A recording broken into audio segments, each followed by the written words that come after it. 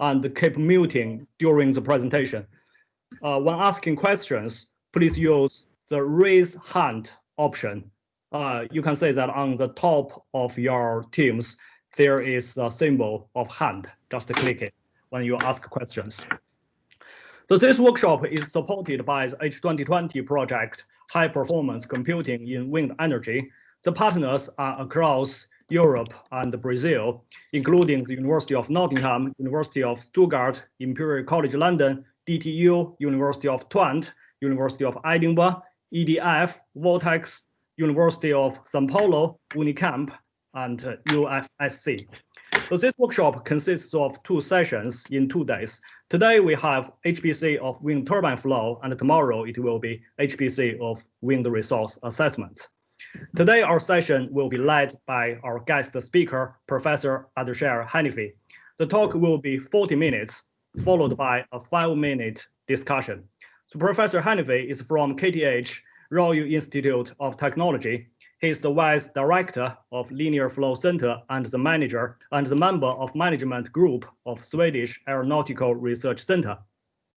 His talk is on the stability of tip vortices, which dominate the wake flow of wind turbines and requires large-scale simulations, and therefore the use of HPC facilities.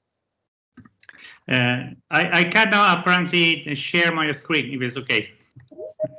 Yeah, so I will share my screen. So when you need to change to, okay, it looks it's working now. Yeah. Okay, brilliant, brilliant. Yeah. Can you see mine or? Yes, I can. Can you please? You can directly share the PowerPoint or just share your screen. Yeah, I'm trying to. Yeah. So sorry, I never use Teams, so therefore. Yeah, no worries. So if you click the PowerPoint first, and then this, you will have the option to share this file. You need to open it first. Yeah, I have opened that, and then. Yeah. Then if you go back to the share screen, then you can say you can share either the screen or the content. Okay, so let's try. So where it's the Microsoft.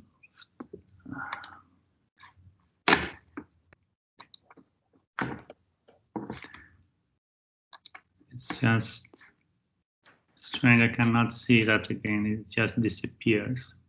Sorry, it is. I can see some windows, but I cannot find the windows that I'm sharing now. This one. Yes, you are doing. Yes, yes. So now, if you click your PowerPoint, I think it will work. Is it working? No. Now you are sharing your browser. It's not your PowerPoint. Okay, so that's something. So let me go back again. I don't know. Yeah. Stop sharing.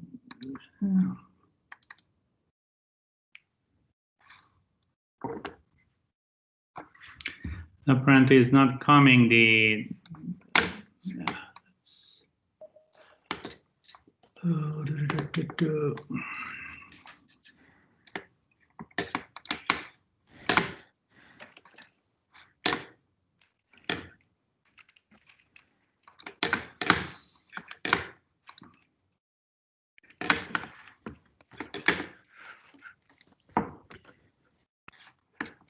I think if you click your PowerPoint, it will appear.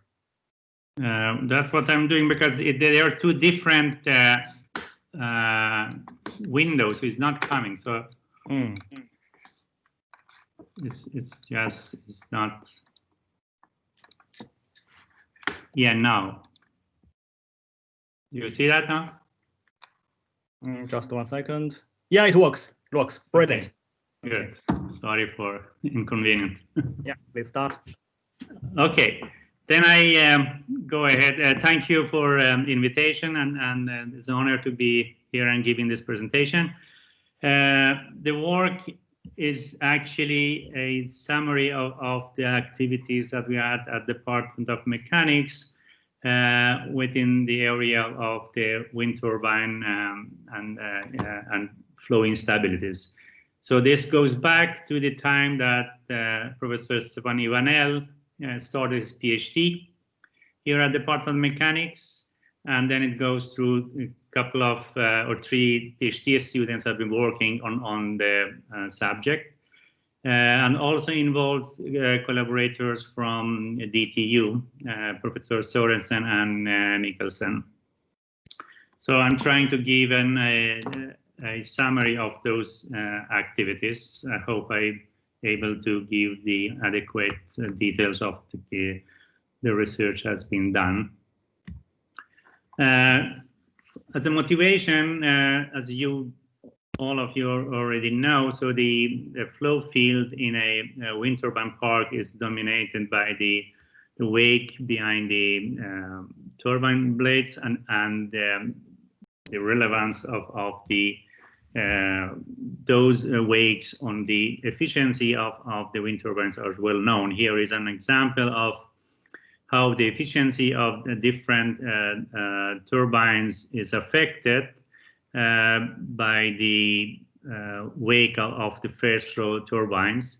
This is coming from data from wind turbine park at Lillgrund, and is delivered by the Vattenfall, which is owner of the park, if I'm not wrong. So our interest is to understand the flow or characteristic of these wakes. And since we are working in the field of flow stability, we are most interested in the stability of the tip vortices.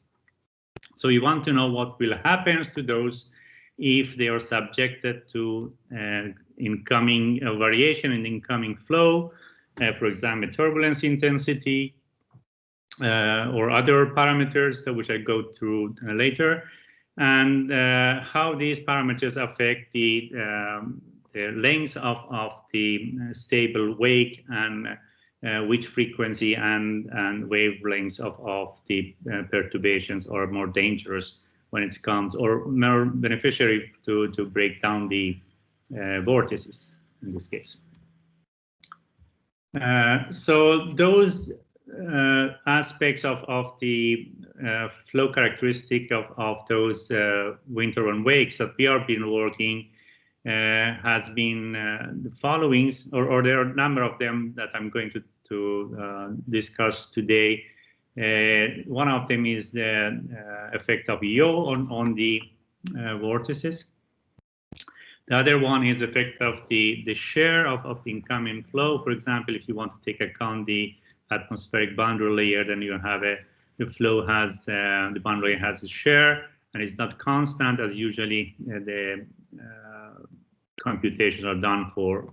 And we are interested to know how this shear will affect the breakdown of the vortices. Another one which I'm going to take up today is the interaction of the two vortices, vortices generated by two different wind turbines, which are in the row. To say something about the tools we have been using, we are doing the numerical simulations, and we started the activities by using the LFC's 3D code from DTU. That code has is a finite volume discretization and has a second order time stepping. But most of the recent works actually has been done using the NEC 5000 code, which is our standard code for the stability and or the simulations we do for in field of laminar turbulent transition and turbulent flow.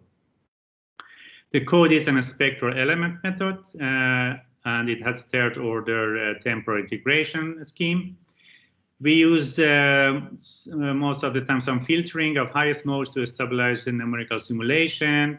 The benefit of this code is that it's fully parallelized, and it scales very well with a huge number of cores, up to millions, if I'm not wrong. So it's that's the reason we are using that for our simulations. That's a standard tool. Major issue in our simulation is how to actually do the calculation of the flow around the blades. Since the blades are large and the scales are very different in the boundary layer of that, and also compared to the vortices, there is no possibility for us to have a resolved mesh around the blade, so we are using the Actuator-line method. And the geometry is just modeled by the forcing coming from the data related to the cross section of the wind turbine.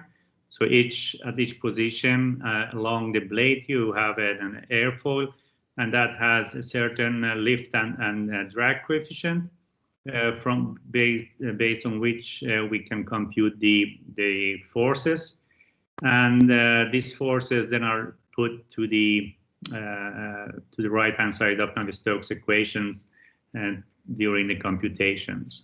So there are a number of cross section that we use along the blade to do the to put the forces, and then the forces are smeared using a kind of Gaussian function along the blade. Just some words about the solutions and in comparison with the ellipsis 3D. Here you have three different fields. On the top is a neck 5000, and the bottom is ellipsis 3D. So on the top, the next resolution is about 60% of the ellipsis 3D, but it means that we have the spectral nodes which are in the number of 60% of the one that you have in ellipsis 3D. And if you see on the characteristic of the flow, that the vortices in the next simulations are much more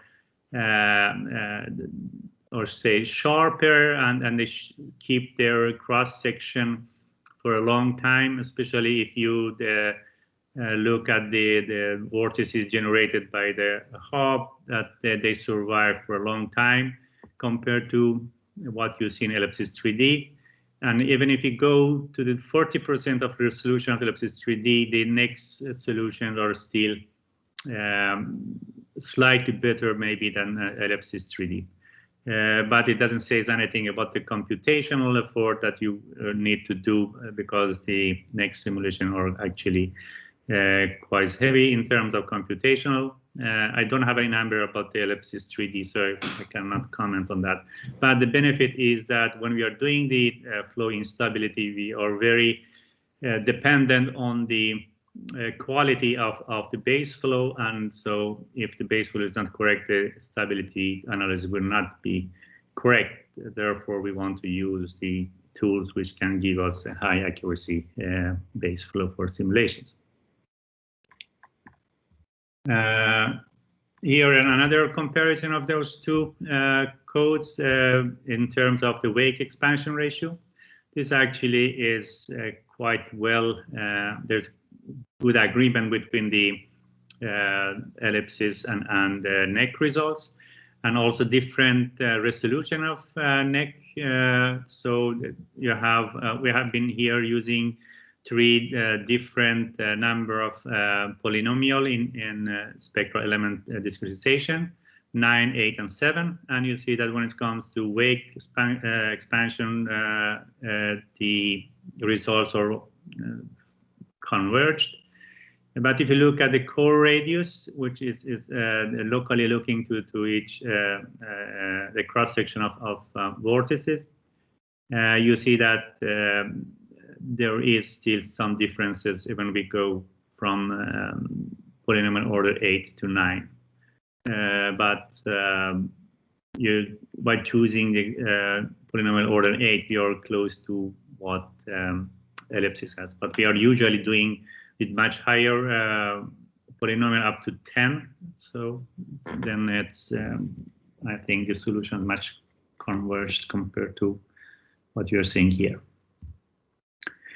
And there is a validation also with experiments to see if the code is generating reasonable result. We have been involved in the blind test of the results, comparing to the results of experiments performed at Norwegian University of Science and Technology. So here is the geometry and the flow case that have been studied, parameters. And if we start to look at the effect of deepest bit ratio on the power coefficient and thrust coefficient, you see that the symbols which are the result of our simulations are in close agreement to the lines which are coming from experiments. We can also look in results from a specific deepest bit ratio, say deepest bit ratio 6, which is the red spot, and here are the experiments results compared to our simulation, and in terms of the axial velocity. You see that except that in very close to the area of the hub, our results are in good agreement of with the experimental data. This is also the results of the second blind test company, which is then we're looking at the interaction of two turbine wakes. Here are the geometry you have in the right, and you see the parameters that are used in the simulations. The first one has the first turbine has an deepest bit ratio of 6, and the second one 4.75. And if you look at the results and comparison with the experiments, you see that in this specific case, we have a little bit better agreement with the experiments than the ellipsis 3D results giving us. But in general, both of them are in close agreement with the experimental data.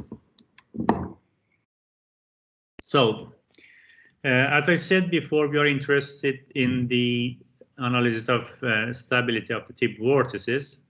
So when we do those analyses, we do it in a controlled way. It means that we generate perturbations with a given frequency at the tip of the blade. So we have a harmonic forcing, which we can control its frequency. And then we look what will happen with that perturbations along the tip vortex. So here you see a result of some simulations performed. See how the instability is triggered, and then the nonlinearity also starts, and the vortices break down. So the tool we use to analyze those simulations is either using the Fourier analysis, which means that, as I said, we introduce single harmonic perturbation at the blade tip with a given frequency, and then we do a Fourier decomposition, discrete Fourier decomposition of the results based on the snapshots that we have from the simulations. And an example here from a simulation is the case when we have a frequency which corresponds to the azimuthal wave number of 9.5, and that generates the out of phase vortex displacement, which you can see here and here, which corresponds to the maximum growth of the perturbation. Here is some examples of how these modes look like, instability modes. On the top, row, you have the perturbation in a rotating frame of reference. The left column has the real part of the stream-wise velocity, and the left column is the absolute value of the same quantity. And on the lower row, then you have the same perturbations, but presented in a fixed frame of reference. These modes correspond to the same wave number of 9.5 showed in the previous slide. You can also do the dynamic mode decomposition. In that case, then we have a stochastic force at the tip of the blade, and then we use the snapshots to see the spectrum of the perturbations that are generated and their growth. As you see, we can divide, when we are doing this DMD, we can divide the computational domain in two parts. Part that is dominated by the linear mechanism of the perturbations growth, and the second part, which is nonlinear interaction of those waves. An example of those results you see here, that, for example, in a specific case, we have a maximum around standard number of 2 and 5 in the linear regime, and also in the nonlinear regime, both those peaks are visible. Which also the nonlinear part, also the nonlinear interaction creates the higher harmonics, which also visible in the plot on the right hand side of the lowest row here. So what are those results good for? So if we have these Fourier modes or DMD modes, then we can extract the variation of their amplitude along the axial direction, and by that then we can understand what is the growth rate of those perturbations. Here you see an example on the top row. It's that the amplification of the perturbations or Fourier mode. What we have for different type of forcing amplitude, 5 to 10 to minus 4, 10 to minus 3, and 10 to minus 2. What we have done here is that we have scaled all of those amplitude at position z equal 14. So we are normalized them, and then we have been looking to see if there are any linear portion of the growth, which means that if there is a linear part, then all those three curves should collapse on each other, as you see here. So you see that the linear part is larger for the lowest amplitude until it reaches around z equal 18 to a saturated state, whereas when the nonlinearity has already become strong and created such a state. And that state is generated earlier when you increase the initial amplitude of perturbation, but there are still a part of the growth of perturbation which is dominated by the linear mechanism. So therefore, those lines are actually collapsing each other. So based on the slope of this curve, you can compute the growth rate of the perturbation with different frequencies, or which can be easily translated to the wave number. And on the bottom, you see the results of those computations for both the coarse and fine grid, showing that the results apparently are almost converged. So let's now go to the effect of yaw on the stability of those vortices. So here you see that the flow field then is not homogeneous, is not actually symmetric anymore, and the transition and breakdown of the vortices is happening at different distances along the axis. This case specifically is corresponding to a yaw angle of 30 degrees. The free stream turbulence has been 0.3%. I also need to say that the free stream turbulence is generated by the set of Fourier modes, which are forced in the free stream with a given spectrum and intensity such that we get the desired free stream turbulence level for the simulation. So here you see that this inhomogeneity of the breakdown causes to the thrust coefficient to be dependent on the azimuthal position around the wind turbine. You see that in the top side of the vortex or the wake, the thrust coefficient is much smaller than the bottom side of the wake. Here, just a visualization of the flow. To the right, you have the cross section of the flow field at the same position that the rotating plate on the left is showing. So you see that the complex motion when is going from one position to another position. Here is the flow field behind the vortex is demonstrated in a different way, visualized in a different way. We're looking at three different planes at P1, P2, and P3, and they were looking on the vortices that are generated. Let's now increase the yaw angle. Here is 10. You see that the symmetric axisymmetric vortex is actually breaking down when you're moving downstream, and this you're creating a counter-rotating vortex when you're moving and downstream, and then when you increase the gamma to 20 degrees, that becomes larger, and 30 even larger, bigger than it was before. Those are corresponding to a T-space ratio of 6 in the simulations.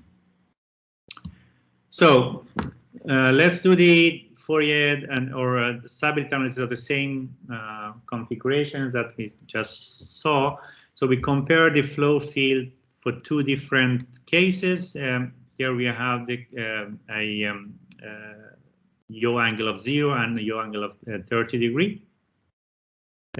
So this is an instantaneous flow field for each case showing here. So let's then look at their perturbations. If we disturb them as before, you see that the modes are not axisymmetric anymore, and perturbations mode, they have different amplitude depending on the azimuthal position. Here, if you look at them in the direction of the axial direction directly. So let's do the same analysis again. So this time we follow the amplitude of those waves at different position, azimuthal position. Here you see that those 9 positions that we have been choosing for this case. On the left, you have the amplitude of those perturbations, and they are not scaled here. And if you, from them you extract the growth rate and plot them, you see you get the plots which are shown in the lowest plot. So L is those positions, that number of positions along in azimuthal direction that we have chosen. And if you look at the unscaled growth rates, which is, I mean, everything is normalized based on the global reference values, then you get those two lines that are marked there as a growth rate. For the yaw angle of 0, then you have a straight line, and for the if you do then and for the yawed one, you have a large variation of the growth. And if we scale them, then we get the results to become with the local values. Then you see that those growth rates become almost as straight lines, which are close to p½ which are the theoretical value of maximum growth rate. So if we look at the shear flow, then we wonder how the shear actually affect the T-vortex breakdown, and how the growth rate of these individual modes changes depending on the position in azimuthal direction. So let us introduce a linear velocity gradient in the free stream. So by increasing the shear, so we get different profile. We do the similar analysis. We excite the harmonic perturbations, and here are some results. Here we don't have a shear, and you see the flow field for different wave numbers of that has been excited. So, and then if we increase that, you see that the shear, you see that the axisymmetric condition is not fulfilled anymore, and perturbations have different amplitude at different azimuthal location. These are some pictures of the snapshots of the flow field where the perturbations are superimposed to that. This is for the case when you have a shear, to just visualize how the flow field looks like, perturbation field looks like. So let's compute the growth rate based on the amplification of those perturbations. Here is the amplifications around the bottom of the wake, and this one is on the top. So if we then compute the growth rate, which is the slope of these curves, and put them together, we get the following curve. And you see that when you increase the shear, the growth rate is not anymore constant along the azimuthal direction as was expected. But the question is if we can use Fourier scaling method and using the local quantities to see if we can collapse all the curves to single one. So these are the scaled growth rates now, which has the same way of scaling based on the local quantity, which are the h, which is the distancing of the spirals, and you see which is the convective velocity of them, and gamma, which is the local circulation of the vortices.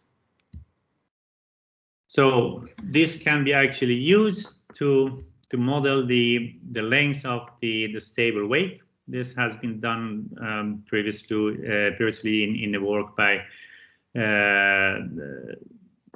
Sasan and other guys, and which came to the relation for the laminar length scale, and this then has been extended to the case of the shear by Electra in her work, and you get the following expression. This is based on assumption that you can have this scaled maximum scaled growth rate, which is equal to pi half, and that your perturbation is actually is related to the level of the linearly dependent on the turbulence intensity in incoming flow. And here you see that the expression has been actually corrected to account for the shear in the incoming flow. The last part of work which I'm going to report is on the interaction of two wind turbines. In this analysis, we had used the configuration which comes from the second blind test. The two identical wind turbines with the in-phase rotation of a tip speed ratio of 3, and the rotating frame of reference has been used in the simulations. Here you see the flow field, which the steady flow field in the rotating frame of reference. On the top, you have when the only one turbine is active, and on the bottom is when we have the second turbine placed around z equals 6. And you see how the vortices generated by these two are interacting. I will discuss that in the next slide. Here is the vorticity field from the same simulations. And that you see in the first part, I mean, on the left part of the simulations on top, you have just one set of vortices coming. And due to the fact that this wind turbine is not operating in the optimal conditions, you get also some vorticity generated, the circulation vorticity generated along the blade due to the non-constant circulation, and those actually are then rolling up and creating a counter-rotating vortices, which are dark spots in the lower plot. But when the first the vortices from the first turbine is reaching the second turbine, then the interaction between these two set of vortices is taking place, and those vortices are just rotating around each other, and the mechanism, which is usually referred to overtaking mechanism, is happening there. So we do also the stability analysis of that case in a similar way, and we do the dynamic mode decomposition. So we can look at different flow portion of the flow based on the same data set that we have. So first, let's look at what's happening for the vortices close to the generated only from the first turbine. And you see that the modes which corresponding to 3.5 and 3 are the typical shape. They have a typical shape. So the 3.5 is an out of phase mode, which generates the growth, and the k equal 3 is in phase, which is a stable perturbation. If we go and look at to the next part, which is where you have interaction of those two vortice systems, you see that the modes are quite different here. It is, the scenario is more complex. For the k equal 3.5, you see that vortices coming from the first wind turbine are out of phase with each other, but in phase with the nearest vortices from the second turbine. And if you look at the k equal 3, then the vortices are from the first turbine are in phase with each other, but out of phase with the nearest vortices generated from the second one.